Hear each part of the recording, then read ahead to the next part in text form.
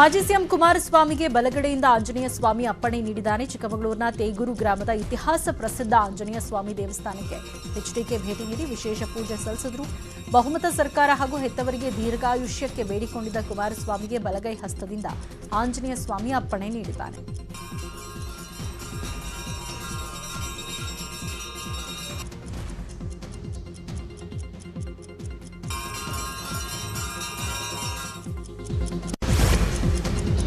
ಪಾಲಿಕೆ ಸಾಮಾನ್ಯ ಸಭೆಯಲ್ಲಿ ಸದಸ್ಯೆ ಸುವರ್ಣ ಮೇಲೆ ಹಲ್ಲೆಗೆ ಖಂಡಿಸಿ ಹುಬ್ಬಳ್ಳಿ ಧಾರವಾಡ ಮಹಾನಗರ ಪಾಲಿಕೆ ಕಚೇರಿ ಎದುರು ಪ್ರತಿಭಟನೆ ನಡೆಸಲಾಯಿತು. ಮಹಿಳಾ ಕಾಂಗ್ರೆಸ್ ಸಮಿತಿ ಜಿಲ್ಲಾಧ್ಯಕ್ಷೆ ದೀಪಾ ಗೌರಿ ನೇತೃತ್ವದಲ್ಲಿ ಪ್ರತಿಭಟನೆ ನಡೆಯಿತು.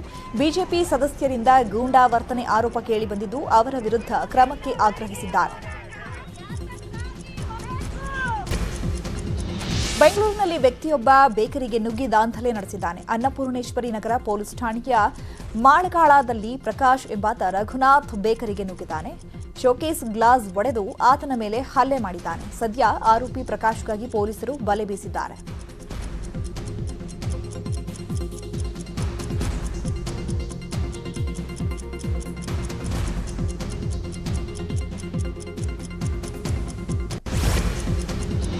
ದಕ್ಷಿಣ ಕನ್ನಡ ಜಿಲ್ಲೆಯ ಕಡಬದ ತಾಲೂಕಿನ ಕೊಯ್ಲಾದಲ್ಲಿರೋ ಪಶುಸಂಗೋಪನಾ ಇಲಾಖೆಯ ಜಾಗದಲ್ಲೇ ಹುಲ್ಲುಗಾವಲು ಪ್ರದೇಶಕ್ಕೆ ಬೆಂಕಿ ತಗುಲಿದೆ. ಭಾರೀ ಬಿಸಿಲಿನಿಂದಾಗಿ ಮತ್ತೆ ಬೆಂಕಿ ಅವಘಡ ಉಂಟಾಗಿದೆ ಅಂತ ಶಂಕಿಸಲಾಗಿದೆ.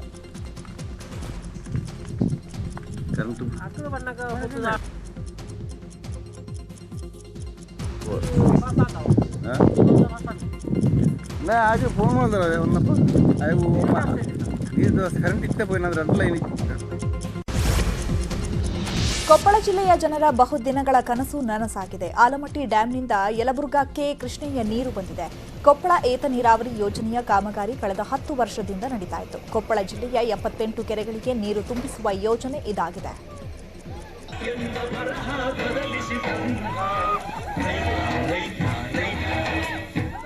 ಏನೋ ಒಂದು ಭರವಸೆಯನ್ನು ಕೊಟ್ಟಿದ್ದೆ. ಚುನಾವಣೆಯ ಮುನ್ನ ಕೊಟ್ಟ ಮಾತಿನಿಂದ ಇವತ್ತು ಯಲಬುರ್ಗಾ ತಾಲೂಕಿನ ಭೂಮಿ ತಾಯಿಯ ಒಡಲಿಗೆ ನೀರನ್ನು ನಾನು ಕೊಡ್ತೀನಿ ಹಾಕ್ತೀನಿ ಅಂತ ಹೇಳಿದ್ದೆ. ಆ ಮಾತನ್ನು ಇವತ್ತು ನಡೆಸಿಕೊಡಲಿಕ್ಕೆ ಈ ಕ್ಷೇತ್ರದ ಜನರ ಆಶೀರ್ವಾದನ ಇವತ್ತು ನನಗೆ ಶಕ್ತಿ ಅಂತ ಹೇಳಿ. ಕೇಂದ್ರ ಸರ್ಕಾರ ಅಡುಗೆ ಅನಿಲ ಬೆಲೆಯನ್ನು ಮತ್ತೆ ಹೆಚ್ಚಿಸಿದೆ. ಈ ಮೂಲಕ ಮತ್ತೆ ಜನಸಾಮಾನ್ಯರಿಗೆ ಬಿಗ್ ಶಾಕ್ ನೀಡಿದೆ. 14.2 ಕೆಜಿ ತೂಕದ ಎಲ್ಪಿಜಿ ಸಿಲಿಂಡರ್ ಬೆಲೆ ಇಂದಿನಿಂದ 50 ರೂಪಾಯಿ ಹೆಚ್ಚಳವಾಗ್ತಾ ಇದೆ. ದೆಹಲಿಯಲ್ಲಿ ಸಿಲಿಂಡರ್ ಬೆಲೆ 1103 ರೂಪಾಯಿ ಇದೆ. ಇನ್ನು ಬೆಂಗಳೂರಿನಲ್ಲಿ ಸಬ್ಸಿಡಿ ರಹಿತ ಎಲ್ಪಿಜಿ ಸಿಲಿಂಡರ್ಗಳ ಬೆಲೆ 1150 ರೂಪಾಯಿ 50 ಪೈಸೆ ಆಗಿದೆ.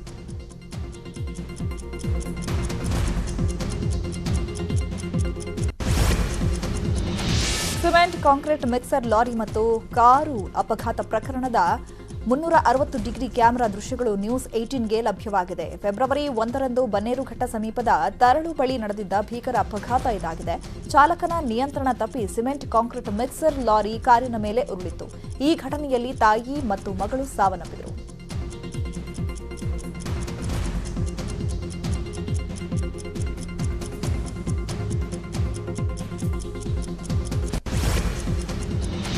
ರಾಮನಗರದ ಜಾನಪದ ಲೋಕದಲ್ಲಿ ಮಾರ್ಚ್ 4 ಮತ್ತು 5ರಂದು ಬುಡಕಟ್ಟು ಜಾನಪದ ಲೋಕೋತ್ಸವ ಸಮಾರಂಭ ನಡೆಯಲಿದೆ.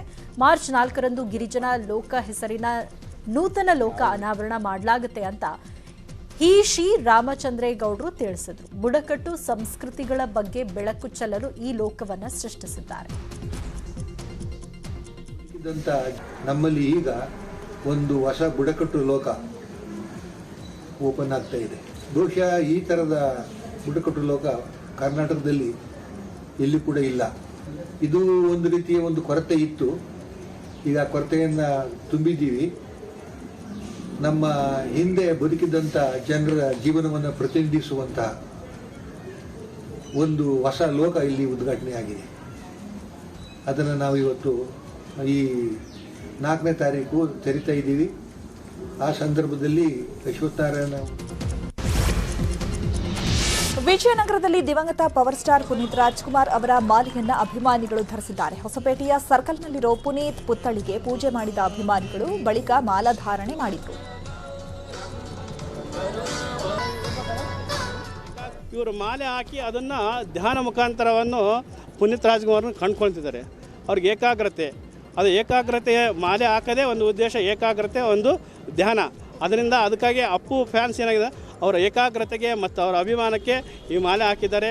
ಅವರಿಗೂ ಕೂಡ ಮಾಲೆ ಹಾಕಿದವರು ಎಲ್ಲ ಸ್ವಾಮಿಗಳಿಗೂ ಕೂಡ